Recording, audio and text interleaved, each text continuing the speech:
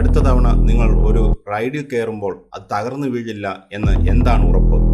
കഴിഞ്ഞ 3 വർഷത്തിനിടെ കേരളത്തിൽ നടന്നത് 50-ലധികം അപകടങ്ങൾ. അടുത്ത ഇര നിങ്ങളാണോ? ഉല്ലാസത്തിന്റെ നിമിഷങ്ങൾ, അടുത്ത നിമിഷം നിലവിളികൾ. തിരുവനന്തപുരത്തെ അമ്യൂസ്മെന്റ് പാർക്കിൽ നമ്മൾ കണ്ടത് ഇതാണ്. ഒരു റൈഡ് പൊട്ടി വീഴുന്നു, ആളുകൾ ഭയന്നോടുന്നു, പലർക്കും ഗുരുതരമായി പരിക്കേൽക്കുന്നു. നമ്മൾ കുട്ടികളുമായി ഇത്തരം പാർക്കുകളിലേക്ക് പോകുന്നത് എന്തിനാണ്? കുറച്ചു നേരം സന്തോഷിക്കാൻ, ഒന്ന് ചിരിക്കാൻ. പക്ഷേ ആ ചിരി ഒരു ദുരന്തമായി മാറാൻ എത്ര സമയം വേണം? വെറും ഒരു സെക്കൻഡ്. ഇത് ആദ്യത്തെ സംഭവമല്ല. കേരളത്തിൽ ഇത്തരം അപകടങ്ങൾ ഇപ്പോൾ ഒരു പതിവ് വാർത്തയായി മാറുകയാണ്. ഓരോ അപകടം നടക്കുമ്പോഴും അധികാരികൾ വരും, അന്വേഷണം പ്രഖ്യാപിക്കും. കുറച്ച് ദിവസം കഴിഞ്ഞ് എല്ലാവരും അത് മറക്കും. എന്താണ് യഥാർത്ഥത്തിൽ ഇവിടെ സംഭവിക്കുന്നത്? എവിടെയാണ് നമുക്ക് പാളിച്ച് സംഭവിക്കുന്നത്? ഈ ചോദ്യങ്ങൾക്ക് ഉത്തരം കണ്ടെത്തേണ്ട സമയം അതിക്രമിച്ചിരിക്കുന്നു. കഴിഞ്ഞ കുറച്ച് വർഷങ്ങളിലെ കണക്കുകൾ മാത്രം പരിശോധിച്ചാൽ നമ്മൾ ഞെട്ടിപ്പോകും. കേരളത്തിലെ ആ പ്രമുഖ അമ്യൂസ്മെന്റ് പാർക്കുകളിൽ പോലും മനുഷ്യജീവനുകൾക്ക് ഒരു വിലയുമില്ല. ഏറ്റവും ഒടുവിൽ തിരുവനന്തപുരത്തുണ്ടായ അപകടം നമ്മൾ കണ്ടു. മെക്കാനിക്കൽ തകരാർ മൂലം റൈഡ് തകർന്നു വീഴുകയായിരുന്നു. ഇതിന് തൊട്ടു മുൻപുള്ള വർഷങ്ങളിൽ എന്താണ് സംഭവിച്ചത്? പ്രധാന വിനോദസഞ്ചാര കേന്ദ്രമായ ഇടുക്കിയിലെ അവസ്ഥ നോക്കൂ. ഇടുക്കി ചിത്രപുരത്തും വാഗമണിലുമുള്ള അഡ്വഞ്ചർ പാർക്കുകളിൽ തുടർച്ചയായി അപകടങ്ങൾ ഉണ്ടായി. സിപ്പ് ലൈൻ റൈഡിനിടയിലുണ്ടായ സാങ്കേതിക തകരാർ മൂലം വിനോദസഞ്ചാരികൾ മണിക്കൂറുകളോളം വായുവിൽ കുടുങ്ങിക്കിടന്നു. സുരക്ഷാ ബെൽറ്റുകൾ കൃത്യമായി പരിശോധിക്കാത്തത് മൂലം സാഹസിക റൈഡുകളിൽ നിന്ന് ആളുകൾ താഴേക്ക് വീണു. മലയോര ടൂറിസത്തിന്റെ മറവിൽ യാതൊരു സുരക്ഷാ ഓഡിറ്റുമില്ലാതെയാണ് പല റൈഡുകളും അവിടെ പ്രവർത്തിക്കുന്നത്. വയനാട്ടിലെ ഒരു പ്രമുഖ ടൂറിസം കേന്ദ്രത്തിൽ സ്ഥാപിച്ച സിപ്പ് ലൈൻ പൊട്ടി വിനോദസഞ്ചാരി താഴേക്ക് പതിച്ചത് കഴിഞ്ഞ വർഷമാണ്. സാഹസിക ടൂറിസം എന്ന പേരിൽ ഗുണനിലവാരമില്ലാത്ത കയറുകളും തുരുമ്പിച്ച ഹുക്കുകളും ഉപയോഗിച്ചതിൻ്റെ ഫലമായിരുന്നു അത്. ഭാഗ്യം കൊണ്ട് മാത്രമാണ് അന്ന് ഒരു ജീവൻ രക്ഷപ്പെട്ടത്. അതുപോലെ 2025 ഒക്ടോബറിൽ കൊച്ചിയിലെ ഒരു പ്രമുഖ മാളിൽ താൽക്കാലികമായി സജ്ജീകരിച്ച കുട്ടികളുടെ റൈഡ് തകർന്നു വീണു.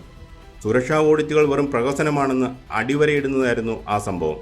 ഇനി അല്പം കൂടി പിന്നോട്ട് പോയാൽ 2024 ഏപ്രിലിൽ തിരുവനന്തപുരം കാട്ടാക്കട ചന്തവിള പൂരപ്പറമ്പിലെ താൽക്കാലിക അമ്യൂസ്മെന്റ് പാർക്കിൽ ജയന്റ് വീൽ കറങ്ങിക്കൊണ്ടിരിക്കെ പെട്ടെന്ന് തകർന്നു വീണു. കുട്ടികളടക്കം 8 പേർക്കാണ് അന്ന് ഗുരുതരമായി പരിക്കേറ്റത്. അതേ വർഷം 2024 മെയ്യിൽ മലപ്പുറത്തെ ഒരു പാർക്കിൽ വാട്ടർ റൈഡിലെ ബോട്ട് മറിഞ്ഞ് ഒരു കുടുംബത്തിലെ 3 പേർക്ക് പരിക്കേറ്റു. പരിശോധിച്ചപ്പോൾ കൃത്യമായ ഫിറ്റ്നസ് സർട്ടിഫിക്കറ്റ് ഇല്ലായിരുന്നു. പഴയൊരു സംഭവമുണ്ട്. കൊച്ചിയിലെ പ്രമുഖ പാർക്കായ വണ്ടർലായിൽ റൈഡിൽ നിന്ന് വീണ് നട്ടെല്ല് തകർന്ന് ജീവിതകാലം മുഴുവൻ വീൽ ചെയറിലായ വിജേഷ് എന്ന യുവാവിനെ മറന്നോ?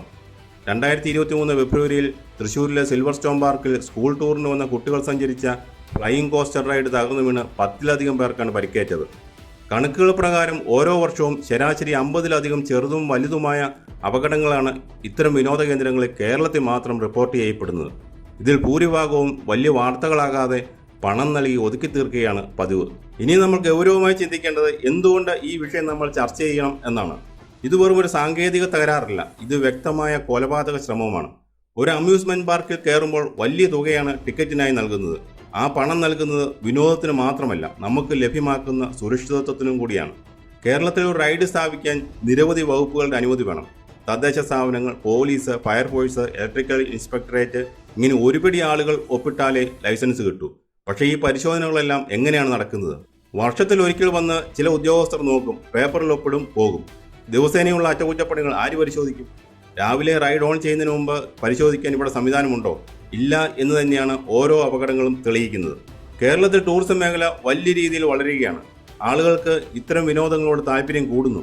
അതുകൊണ്ട് തന്നെ ഈ മേഖലയിലെ അനാസ്ഥ ലക്ഷക്കണക്കിന് മനുഷ്യരുടെ ജീവനാണ് അപകടത്തിലാക്കുന്നത്. ഇന്നലെ തിരുവനന്തപുരത്തുണ്ടായ അപകടം നാളെ ഈ നാട്ടിൽ എവിടെയും സംഭവിക്കാം. എന്താണ് ഇതിനൊരു പരിഹാരം? ഇത്തരം അപകടങ്ങൾ ഉണ്ടാകാതിരിക്കാൻ നമ്മൾ എന്താണ് ചെയ്യേണ്ടത്?